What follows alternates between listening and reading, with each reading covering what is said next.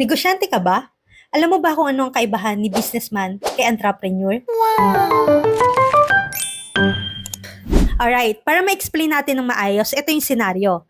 Sa isang tindahan, ang binibenta niya, mga buong pakwan. Dito, sa isang tindahan, isang baso ng watermelon juice.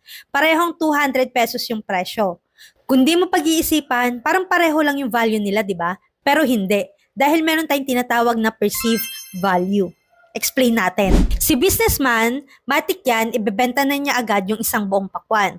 Bilang isang mamimili, minsan naiisip natin yung hassle. Siyempre, isang buong pakwan yon, bibit-bitin mo pa uwi. Huhugasan mo, hihiwain mo, tatanggalin mo yung buto, ibiblend mo, isasala mo, tapos tsaka mo palang maiinom yung juice, di ba? Ang daming effort. Kaya kahit parehong 200 pesos yan, mas gusto mong bilhin yung ready-to-drink na juice kasi convenience. Dito na papasok ang mindset ng isang entrepreneur.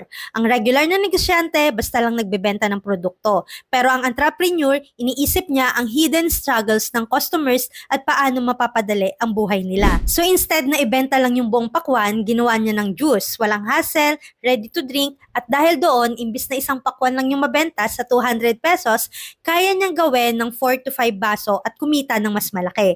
That's the power of perceived value. People don't pay your value, they pay for perceived value. Kaya kung gusto mong umasenso sa negosyo, wag lang magbenta. Hanapin mo kung paano mapapadali ang buhay ng mga clients or customer mo. Dahil lahat ng entrepreneur ay negosyante, pero hindi lahat ng negosyante ay entrepreneur.